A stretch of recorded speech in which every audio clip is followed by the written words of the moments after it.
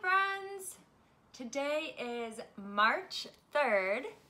It is 4:41 p.m. and I just got home from the AAD, the American Academy of Dermatology meeting, and today was a very big day. So today they talked about sunscreens, and the FDA had their update about sunscreens and their new proposed guidelines, and it was very interesting. So they had a session from 1 to 3 today that was about photo protection, and then there was a different session that was across the street in the building across the street. I mean, I make it sound worse than it is. It's really only like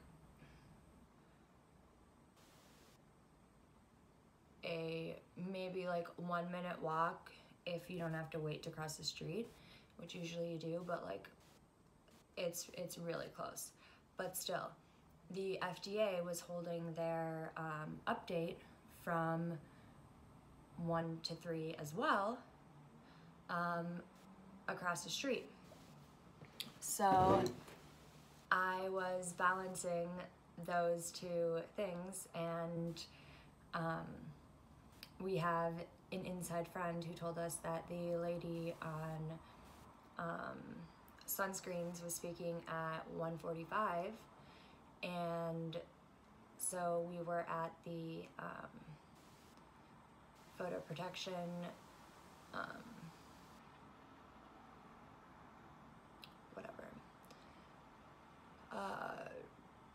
photo protection session, and I told my mom, I was like, the FDA thing is very important. That is what I need to see. So like I need to leave the photo protection thing like early. I don't care. So anyways, I left the photo protection thing at 1:30 and ran to the FDA thing, and the lady had already started talking for like probably only like 1 minute, but still I was just like,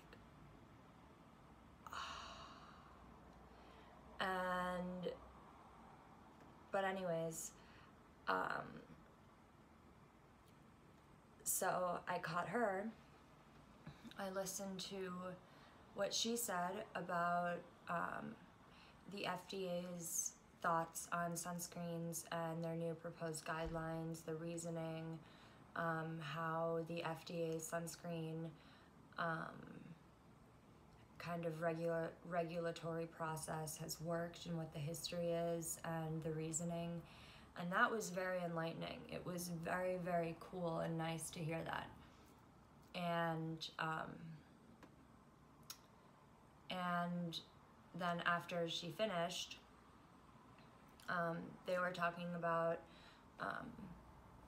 all the other drugs for the FDA and cosmetics, and so I sprinted back to photo protection, and right as I got in, Henry Lim was talking about sunscreens and OXYBENZONE, and I was just like,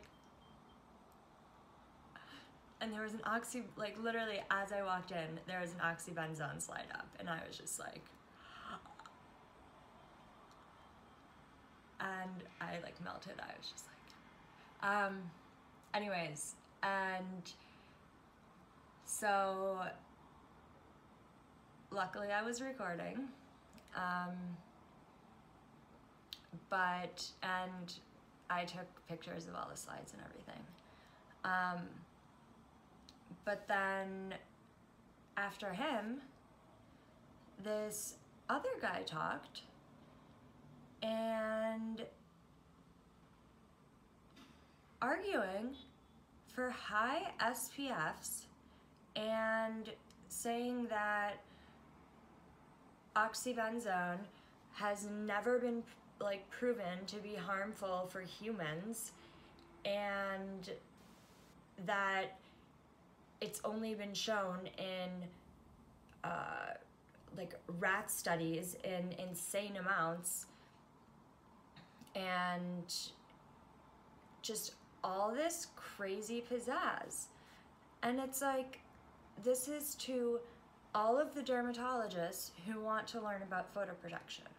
It's like, this is the session for all these dermatologists from the American Academy of Dermatology and from all over the world to attend this 1-2 hour session to learn about photoprotection.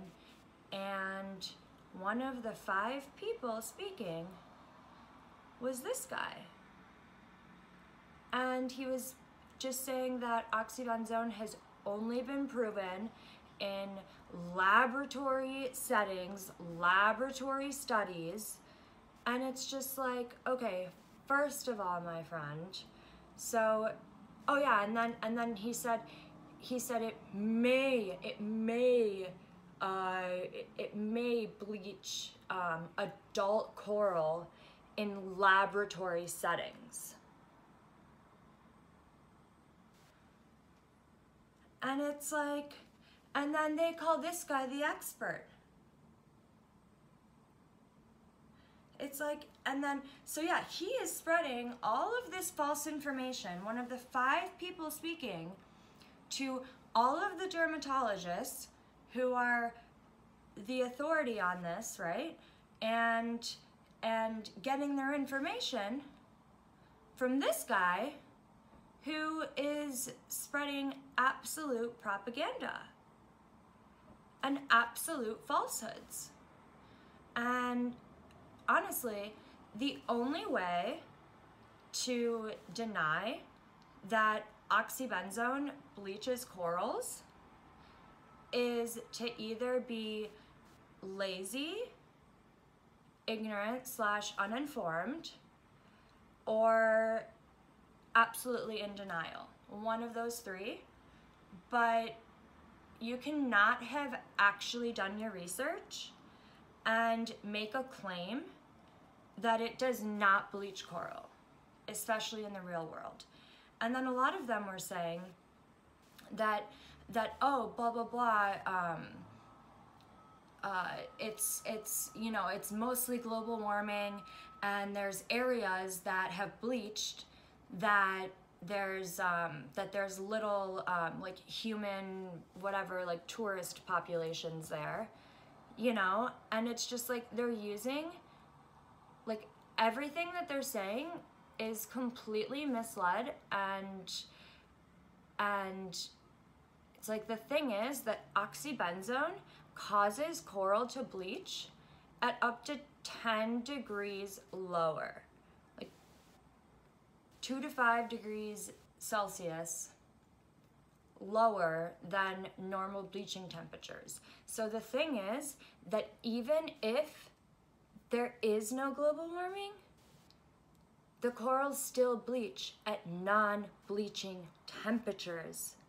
And the worst thing is that they can't recover because it causes absolute ruckus on everything about corals. It is a complete funky endocrine disruptor, skeletal endocrine disruptor. It causes absolutely, like, the craziest things that you could imagine. And so backstory on this is that I spent 4 months of my life literally devoting all of my time, like 27, let's say, on oxybenzone, and gathering all of the information, poring over it, connecting the dots, understanding it, highlighting, annotating, blah, blah, blah. And it's absolutely mind-boggling. But you know what? It takes a lot of grit and perseverance to actually understand this stuff. Like, it is difficult to understand, and especially to connect the dots. And I think that very few people have done it, and so that's why I created Save the Corals, so that there was a more accessible way for especially the public to understand this, because it is such a massive global threat and so many people are in such denial, and today totally brought it out. And so, you know, really somebody needs to get the correct information out there, because everybody is listening to people who have an agenda, and that agenda is cut out for themselves and for profit and for money. And anyways, so, and I'm just out there to help the world, man. I honestly have everything in my life. I'm so blessed. I'm so blessed. There's nothing that I could ask for or yearn for or anything. Like every single second of my life, I am so happy and so fulfilled. And I feel so, so, so grateful. And so, like, I'm such a passionate person, like, to an absolutely extreme, insane degree. So that's just what I do. And so I transformed our house into a massive FBI, CSI crime investigation lab. I can show you some of it on my Instagram here.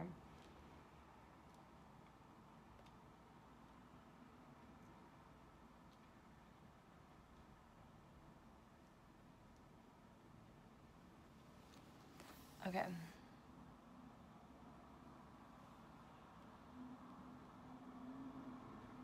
Whoops.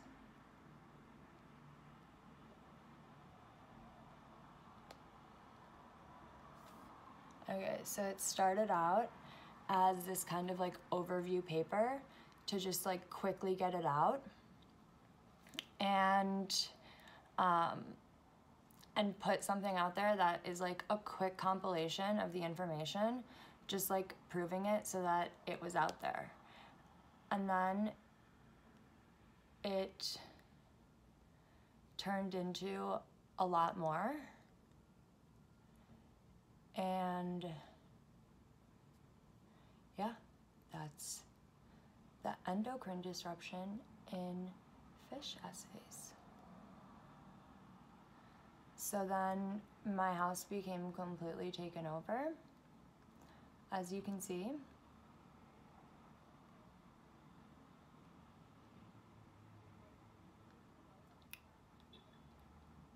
So this was like the 30-page version, which was like good enough. But then I went on for another like 2 months and transformed it into eventually an OXYBENZONE magazine. Like, look at that. This is my life. But it's like honestly the best. I absolutely love every second of it, because it's just like uncovering this massive web of connections that are just absolutely astounding. And then it's like the more you read, yeah, so all of those pages in that binder I wrote. Like, I've written thousands of pages over time about this, like with my notes and everything. Like, yeah. Hashtag trying to save the world. Yeah, so like once I get on something, it's just like, I just need the information and I need to solve this, you know? So yeah, I spent about 2 months solving this, 3 months. and uncovering more and more every day. And so this became eventually an OXYBENZONE magazine. Yeah, see, that's my house. Look at that. And my lovely, lovely boyfriend has lived through this and has luckily supported me through this and tiptoed around my papers everywhere. Yeah, so then here it kind of became a magazine, and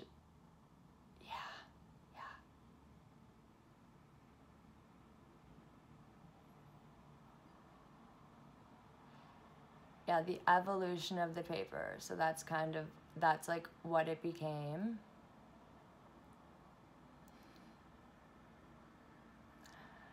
And that's like what it was. And that was a totally fine paper. And that was like week 1. And then I ended up using like some of those things for the final paper.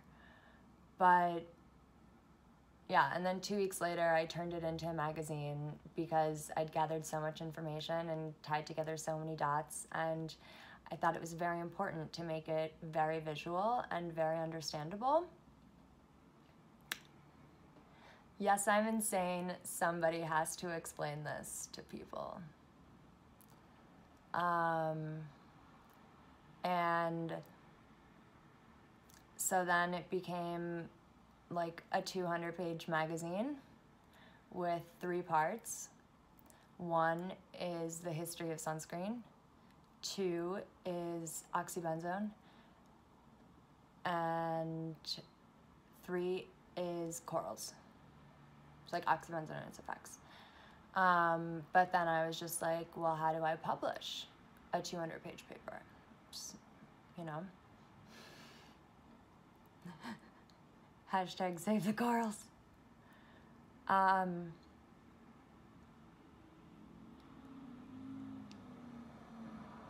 Yeah, so this is devotion. I'm so in love. Like this is what I do, and I enjoy every second of it. Like it's my favorite. I'm such a nerd. I really am.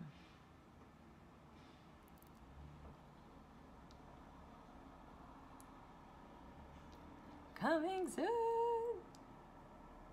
That was 14 weeks ago.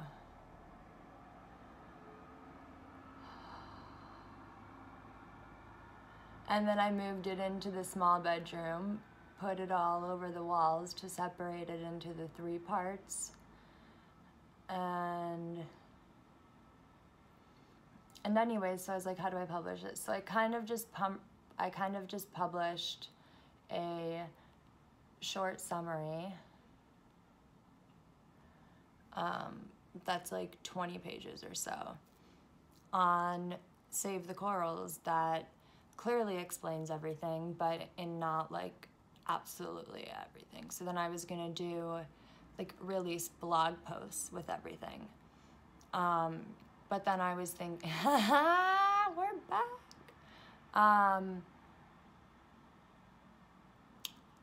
So yeah.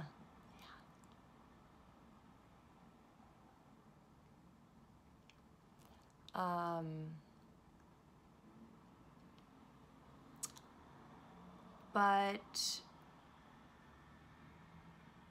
oh yeah, there's the history, Coco Chanel.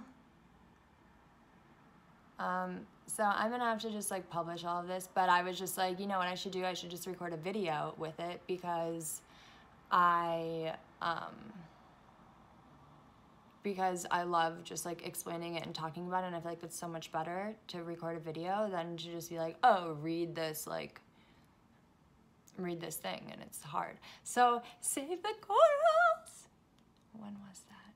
10 weeks ago was the start of Save the Corals, which I've now made into a nonprofit because I would like to actually devote a lot into saving the corals and ridding the world of oxybenzone.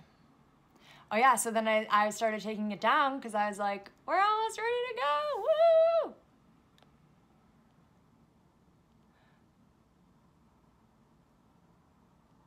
Yeah, I think I pulled an all-nighter that night.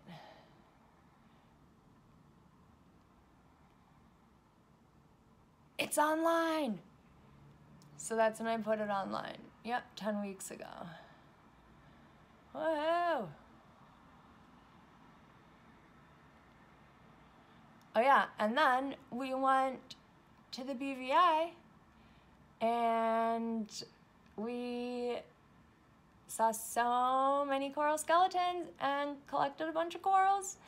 And it was so cool. Look at that. These are all coral skeletons.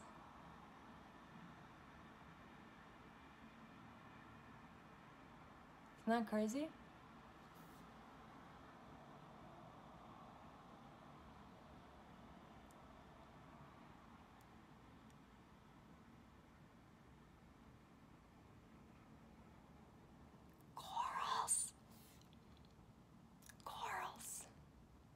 Drone shots, got back home, back on it. So, anyways, okay, I can be done with showing you that now.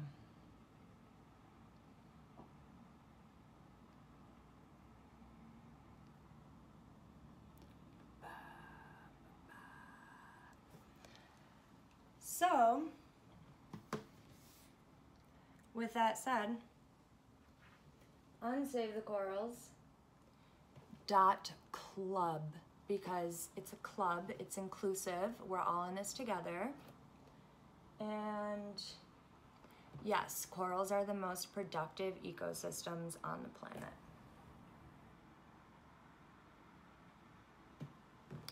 So,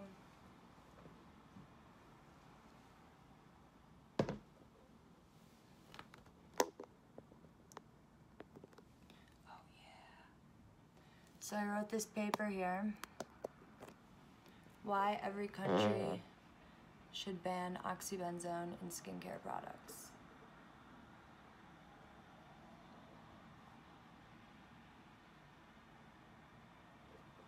All right, we'll be right back. I'm gonna figure out how to re-angle this. But in the meantime, check out DC. Look at that. Isn't it pretty?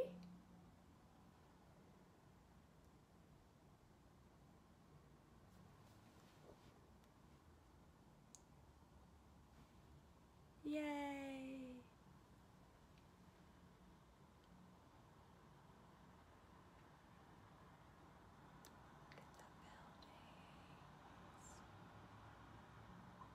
Looks pretty nice, actually.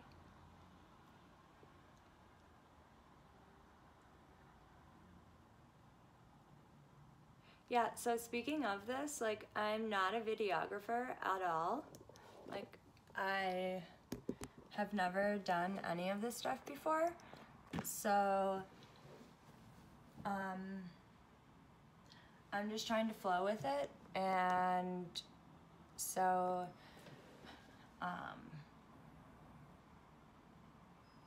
yeah, just want to let you know. So I'm sorry for like shakiness and like bad video quality, but how else do you improve but by doing it? So there we go.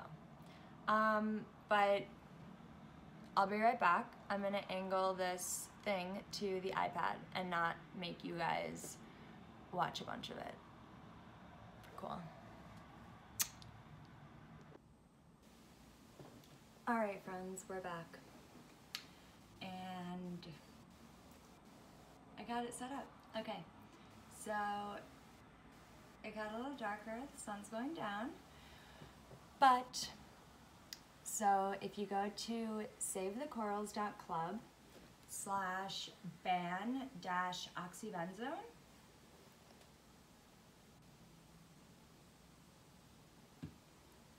as you can see there,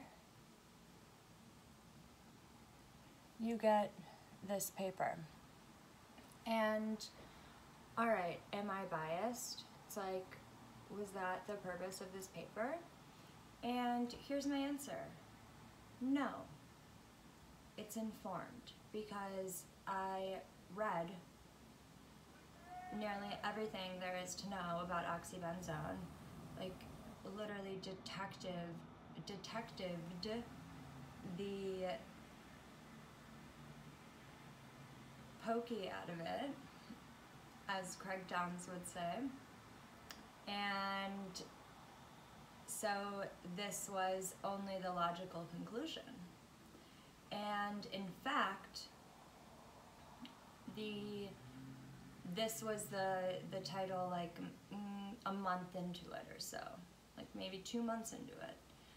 And after that, it became something even more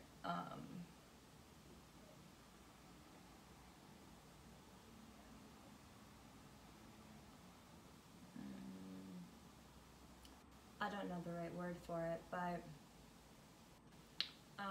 more pronounced, you could say. But for this one, I was like, this needs to be for lawmakers first, you know, as an explanation to lawmakers and to the public of, first of all, why every country should ban oxybenzone. But my OXYBENZONE magazine, so this transformed into the OXYBENZONE magazine, because I was like, well, what's the point of, you know, trying to make it for why every country should ban oxybenzone? Why don't I make it for the people? So that's why I made it the magazine, and that was for the people. But it got super, super long, so I'm still gonna publish it. And now, because I'm doing these videos, I'm holding myself accountable, and I'm going to record videos on that accompany the OXYBENZONE magazine to better explain it, and so that you're also able to watch and understand the videos rather than only reading it. And this way is way more fun, because I'm narrating. And isn't that fun? Anyways, I have fun. So, alright my friends, here we go. So, why every country should ban oxybenzone in skincare products. And then you have your good old index, right? So, oxybenzone overview, the flow of oxybenzone, oxybenzone effects by category, toxicity levels, and then safe alternatives / bans work. Whatever, I can just go through it. Okay, so oxybenzone, it's literally the birth control in your sunscreens. Like, people equate whenever you spray your like 6-year-old child with a full dose of sunscreen with oxybenzone, then that's the equivalent of putting a birth control patch on your child. And 68% of sunscreens have oxybenzone. And so, and actually, today during the talks, they were saying that, yeah, especially in the US, it's really hard to replace oxybenzone because, and companies love to use it, mainly because it's inexpensive. It is, it makes things, you know, way more clear, and it's a UVA protector, and there aren't many chemicals that are approved in the US that are able to replace oxybenzone. But it's just like, then use zinc oxide and titanium dioxide. and get better coverage and not have endocrine disruption in literally all species and be completely polluting the marine environment and all of our waterways all across the world, from the Arctic to everywhere around the equator, with oxybenzone. Maybe I should turn my, you know, this thing does, I don't know why. If anybody knows how to make the up swipe work, because for some reason it stopped working on me and it's really annoying. So now I have to adjust my brightness like so. Whoops. We're falling apart, my friends. Just like our oceans and all of the animals within them, because of oxybenzone.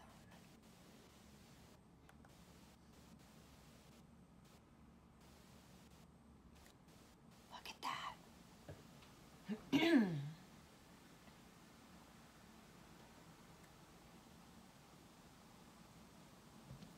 Okay, first I'm going to take a quick look at my notepad to see if there are some of the interesting revelations from today.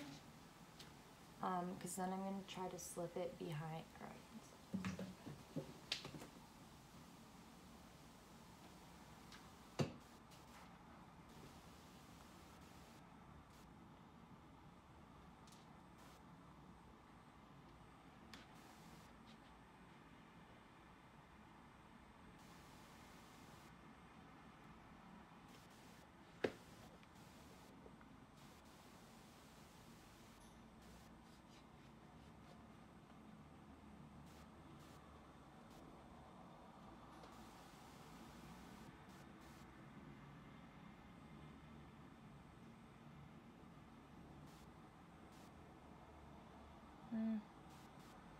Anyways, sorry about the reflection.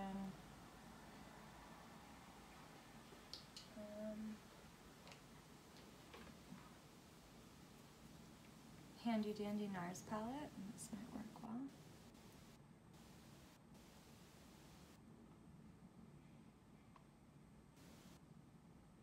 Do you want to see what I've made this from? This is my creation for this.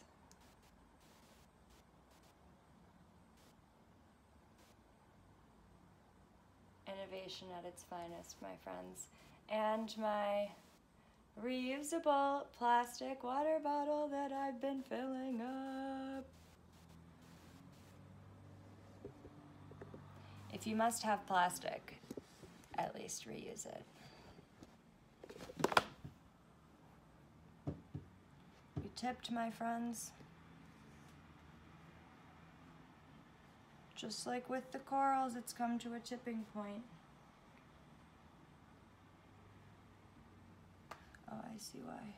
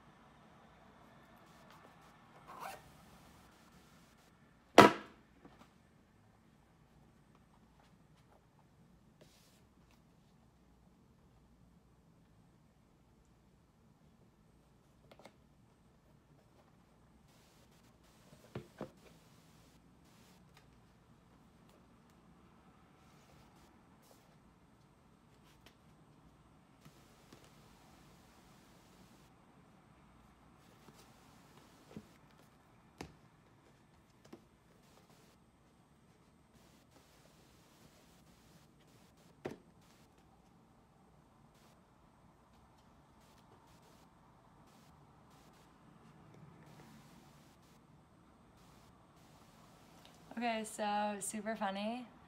I used some of the books that I brought, but also some of the books from the hotel. And this book is titled Hello, Cruel World.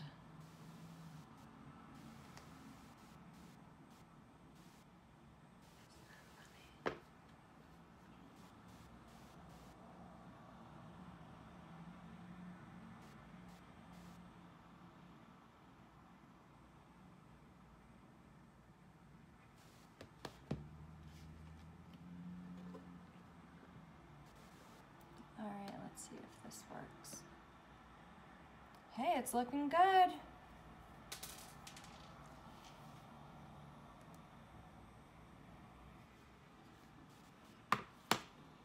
All right, we'll call that good enough. I don't think that...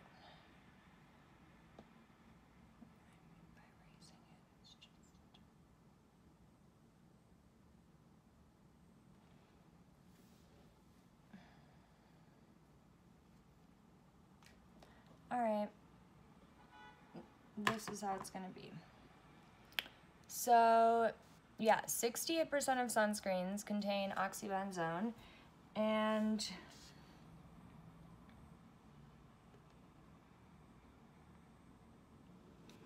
okay, yeah, so here's the big thing. So, okay, oxybenzone is rapidly absorbed. It's the most rapidly absorbed sunscreen chemical out of any UV filters. Oxybenzone is the most rapidly absorbed. And it has skin penetration rates of like 4% to 10%, depending on like which study you look at. But the most famous one is Gonzalez, and she had the 4%. And because she had a very extensive study, I think it was like 168 participants or something. I don't know, I'm a tad bit rusty on this because it's been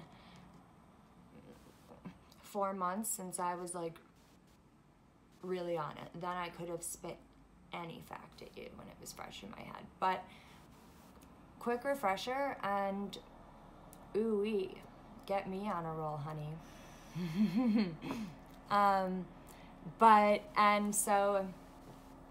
Really interesting thing was that the FDA, when the woman was talking today about the update, she was saying that in the beginning, when sunscreens were first around,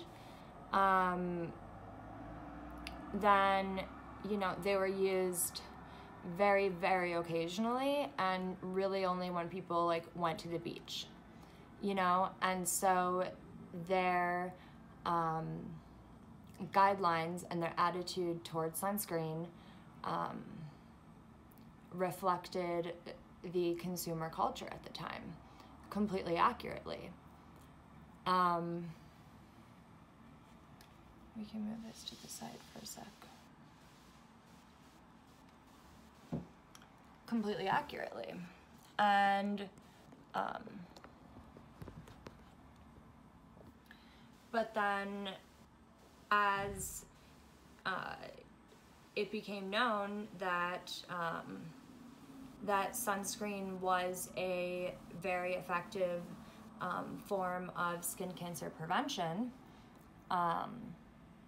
it's been proven that daily use of an SPF 15 sunscreen or above reduces your risk of melanoma by 50%. So I'm pretty sure. Check out our infographics because I'm a tad bit rusty on that as well. I'm sorry. But I'm an incredibly honest person, and I'm not gonna give you any like false facts or anything like that. So I will always say when I'm not absolutely 100% sure, confident on something, because I'm literally the most honest person in the world. Like, too honest. But I'm sorry, people need to know these things, and there's such a hiding culture and such a secretive, you know, like cliquey, groupy culture where it's like, oh, only this group can know about this, or only that group can know about this, and it's like, oh, like inside information and blah blah blah. And it's just like I think that's the real power of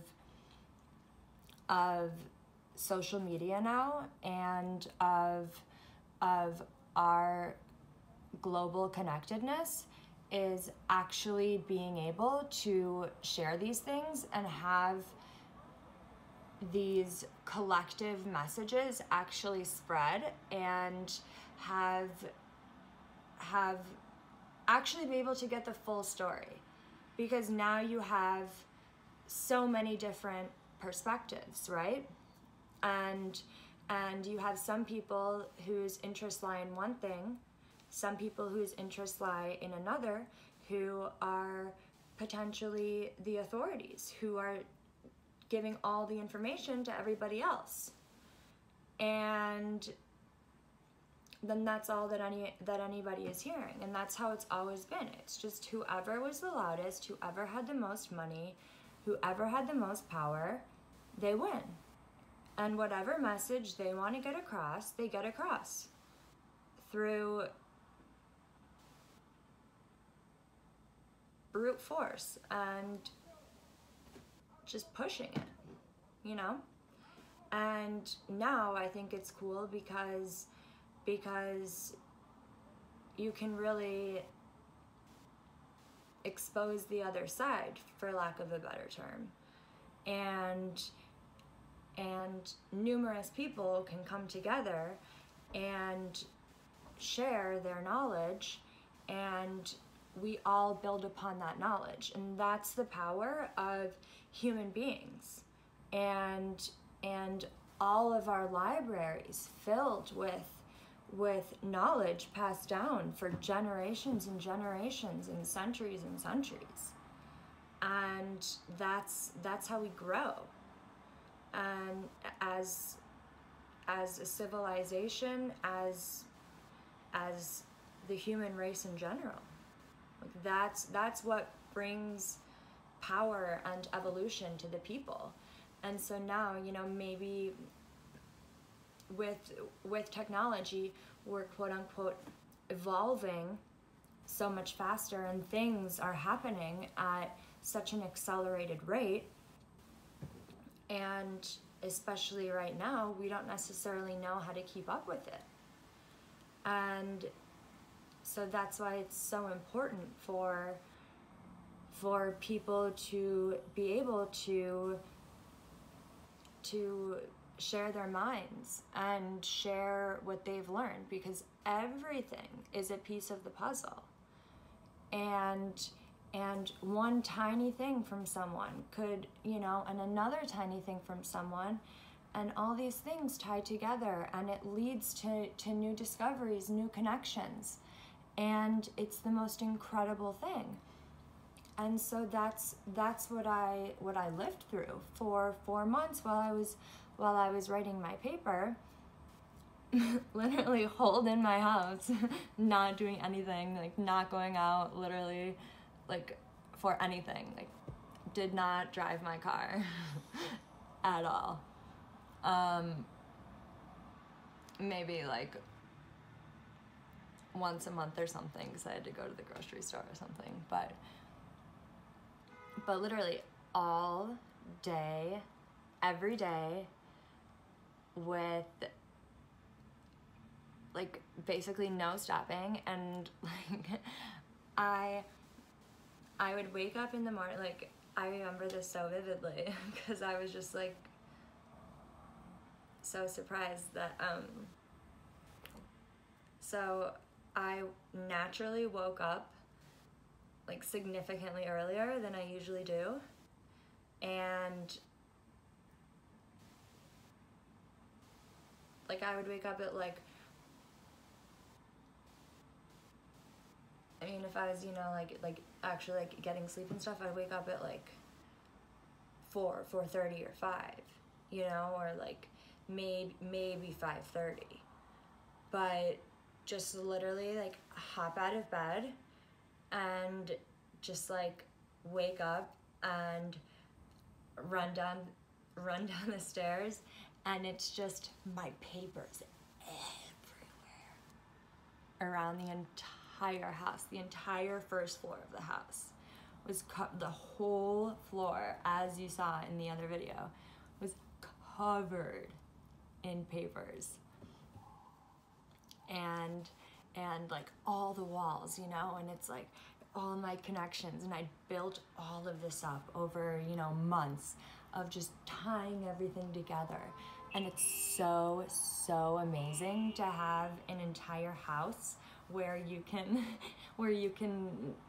actually just take over the entire house with papers, and like not have to like constantly be taking them down, but like to always have them there, and then always, you know, constantly be looking at them, because I live where I work. So it's like my life is absolutely consumed by this, and I poured over absolutely everything that I could find and get my hands on. And there was a sea talk that Craig Downs had, and I think it was in 2017 maybe, but somebody recorded his entire talk and PowerPoint, and so I have that downloaded. I've watched it 15 times. Like, I have all of his PowerPoint slides printed out, and like, that's like a casual listen on a long drive, you know? I'm such a nerd. But yeah, like, I have the transcript written out, like, yeah. Like, if I get on something, you're not stopping me. And I'm a very person. Like, I do not stop.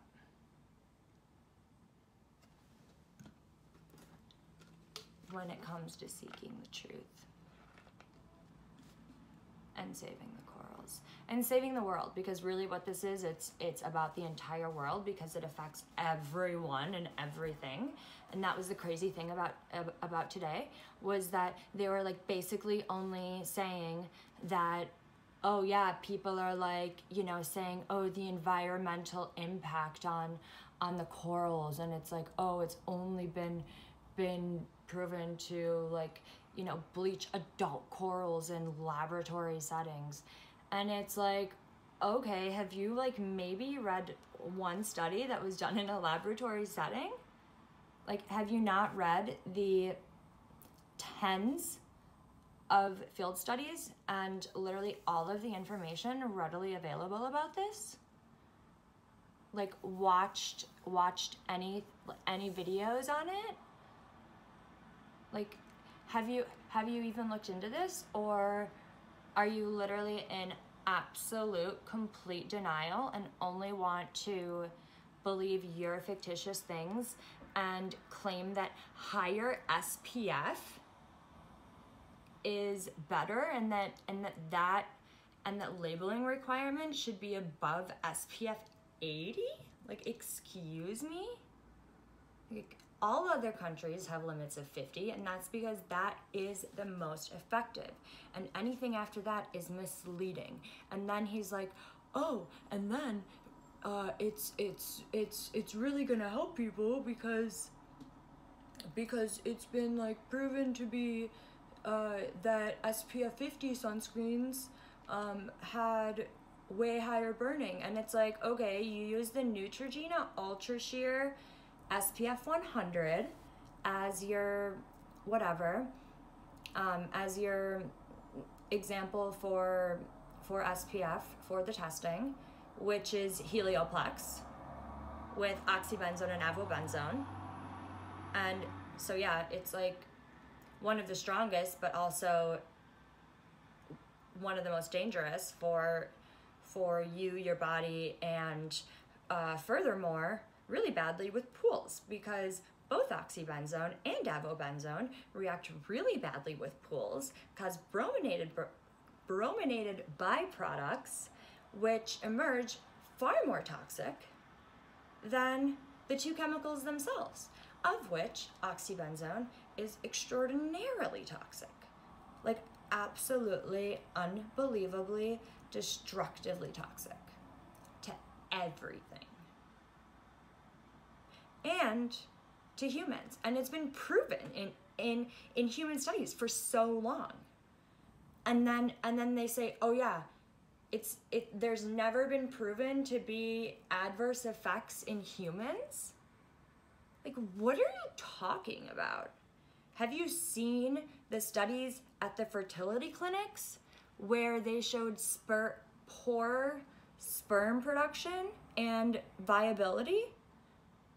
Like, have you seen any of the other studies with literally every single species and all of these fish and like literally everything? Have you, like, nobody wants to believe it.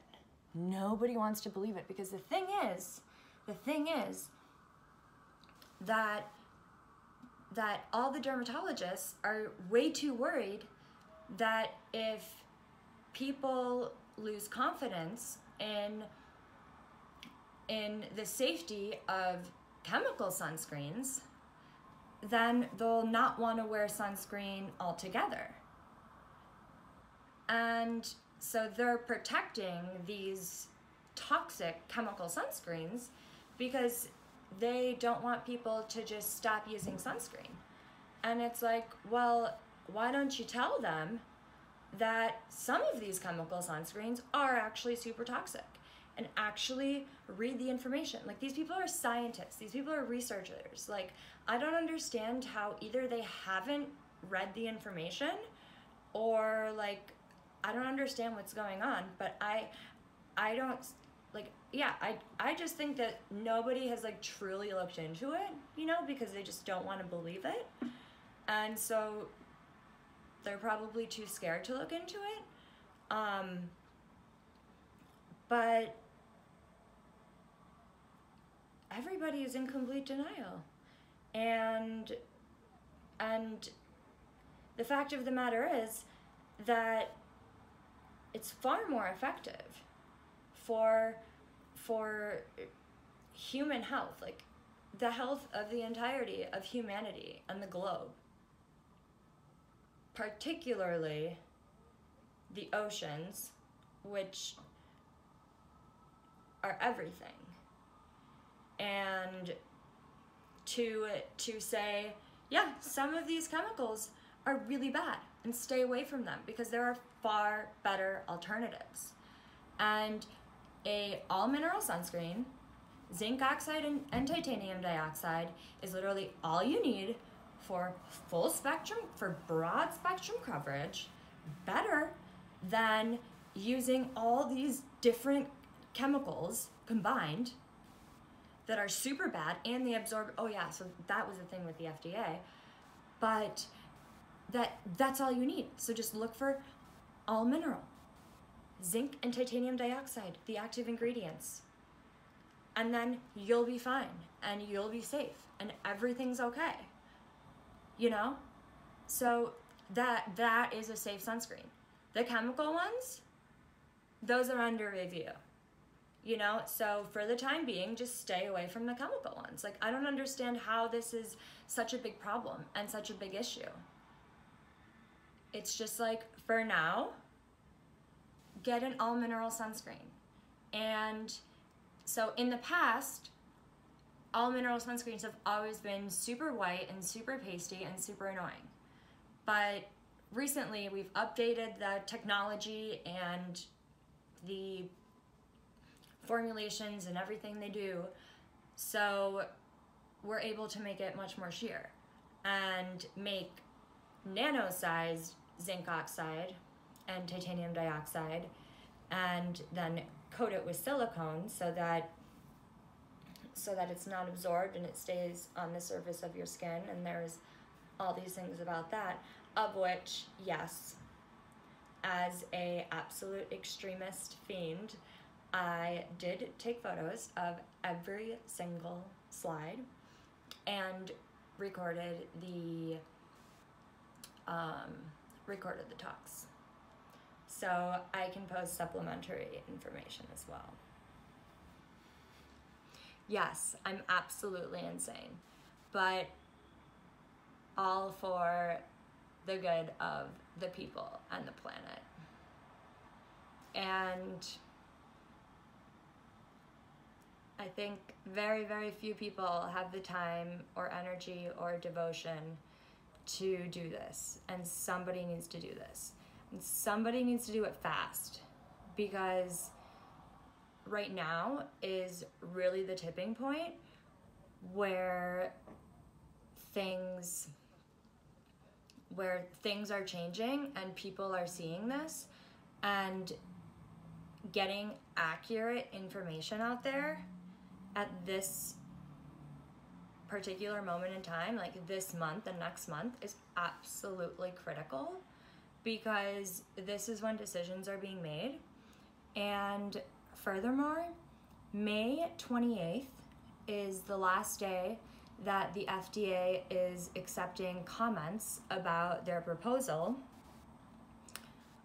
that they will then read all of them and sort through them and categorize them, and then write their final rule by November of this year will be the new sunscreen rules. And one of the biggest mistakes, actually, so, okay, all the rules are great and totally make sense. The only massive mistake that they could make, that they are highly likely to make, unless we explain to them how it's one of the worst things that they could do for consumer awareness and to decrease confusion. But yeah, so they're proposing to raise the SPF to 60. I'm pretty sure largely in part of this guy's studies, because he's the only one who's done studies on this. And oh yeah, so he used Neutrogena Ultra Sheer 100, which is Helioplex, oxybenzone plus avobenzone. And then he used Coppertone Sport SPF 50 as his two sunscreens that he based this study on, that he said he was proud got like the most like influential or something article of the year or something like that. And I was like, and he just kept talking about how like oxybenzone was fine. And I'm just like, I wanted to scream so badly. Obviously, I did nothing. I said nothing.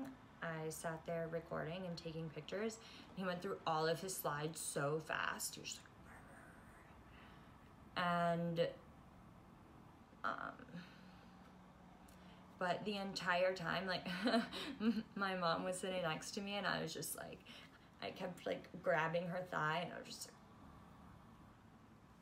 like, and so very good thing that I meditate, because I was able to breathe through it. But I was just like, all I want right now is, or actually I was like, when I get back to the hotel room, I'm gonna take a pillow and I'm gonna scream in it. Like, that's like what I felt like I wanted to do. I was just like, I just wanna scream in a pillow right now, because this guy is just spreading falsehoods, like absolute biased, uninformed falsehoods, and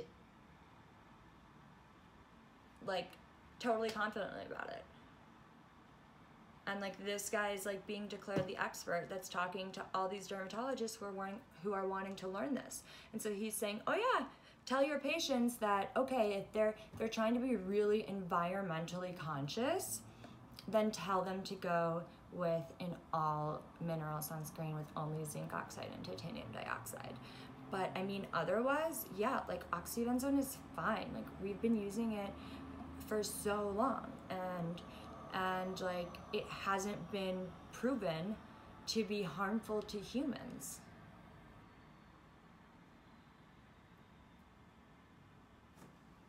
So we'll review my why every country should ban oxybenzone in skincare products paper now, and I will explain the absolute blasphemy of this. Oh, but absorption, really important. So the FDA said that originally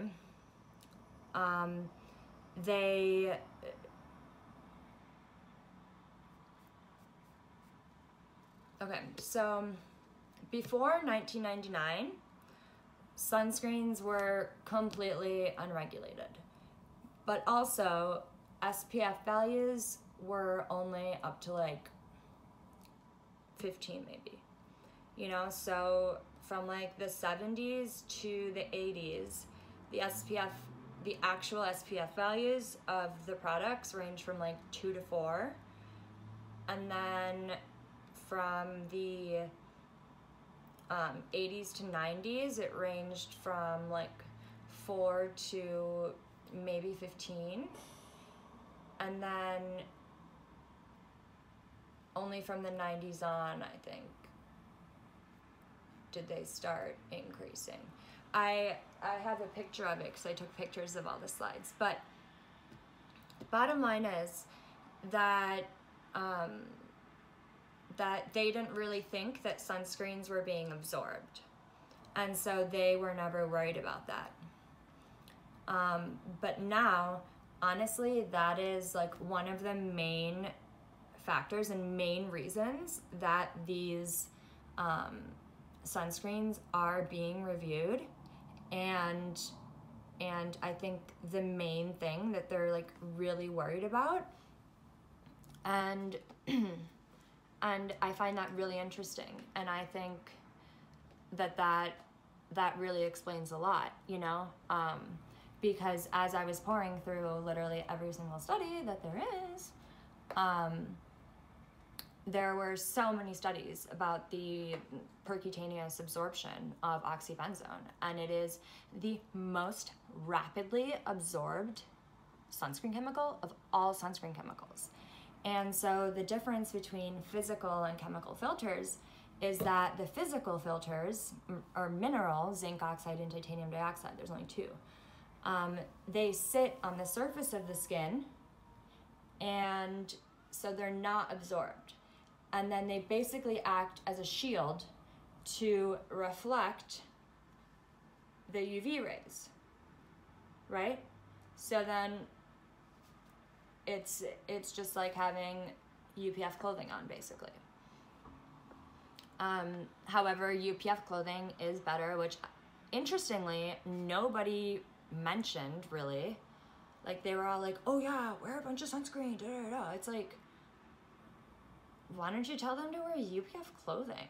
Like, you know, it's just like they're so misled and just like trying to save face and sell sunscreens. And like continue to say like, oh yeah, sunscreen. It's like, no, actually UPF clothing is the best form of sun protection. And like, yeah, all of these studies were so like biased and single-faceted in ways that definitely made their conclusions so irrelevant.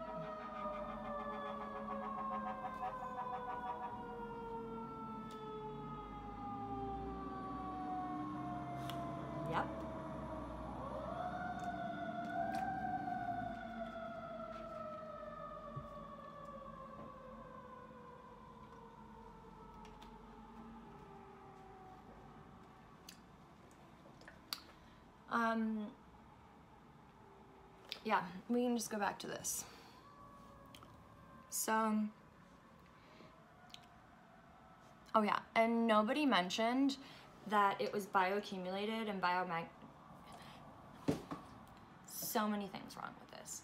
So also he said that it like wasn't really like found in anything, and it was only found in like very insignificant levels in some fish. And it's like, excuse me? Have you seen the Spanish study where it was found in the parts per million in fish that we eat? In the parts of fish that we eat? And it's found absolutely everywhere. Furthermore, it's found in much higher concentrations in the actual animals in the oceans and the waterways than, it's found in much higher concentrations in the actual animals than in the waterways surrounding them. So whatever concentrations you can measure in the waterways, there's guaranteed to be a higher concentration in the fish. And the bigger the fish, the higher the concentration. Why? Because they eat all of the smaller fish. And what happens with the smaller fish? Oxybenzone is bioaccumulated because the amounts in the environment are higher than the rate at which they can metabolize it. Where in fact, what it's metabolized into is BP1, which is 5 times as toxic as oxybenzone. And what else? It can't be filtered out by wastewater treatment plants. So whatever you do with the oxybenzone, it's going back into our waterways. And so there are alarming levels in our waterways, and it spreads with the ocean currents. But worse, first it gets stuck in all of the organisms around it. And specifically juveniles.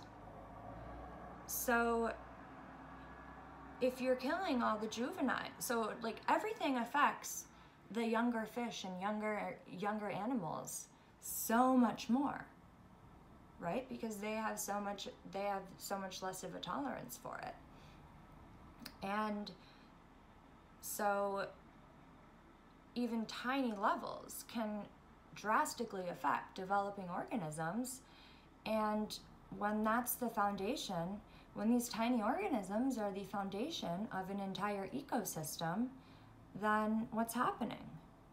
The entire ecosystem is completely disturbed and completely wiped out from the bottom up.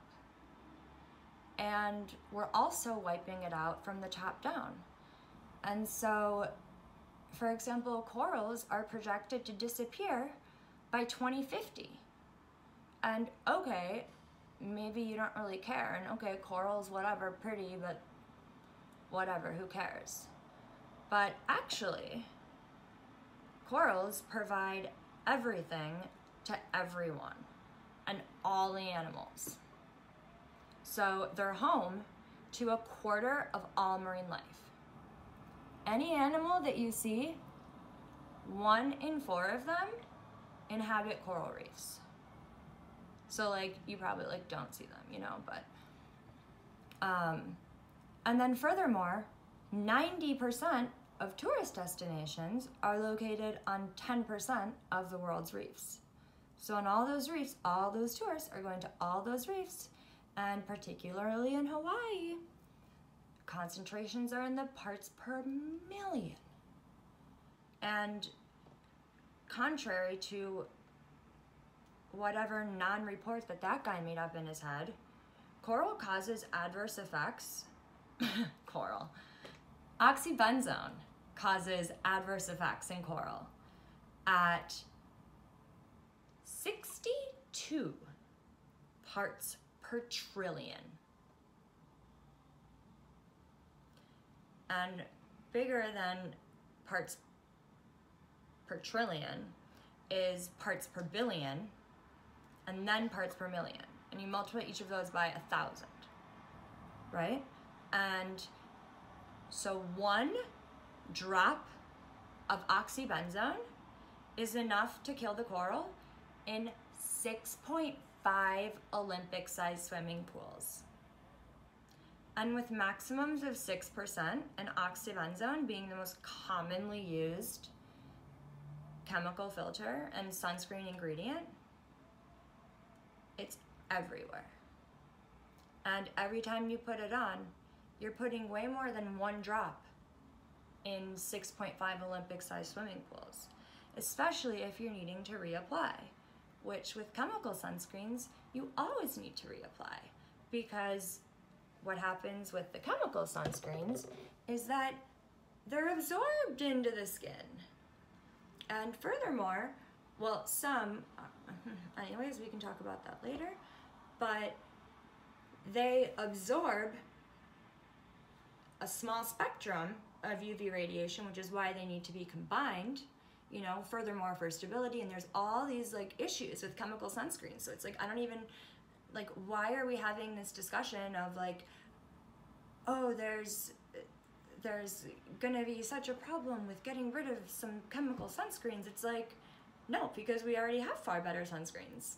Zinc and titanium dioxide, that's all you need, and it's not harmful for anyone. So, like, what, so yeah, it's just these sunscreen companies that all have oxybenzone because it's so inexpensive. And sadly, so stable and resistant to breakdown. And it's extremely lipophilic.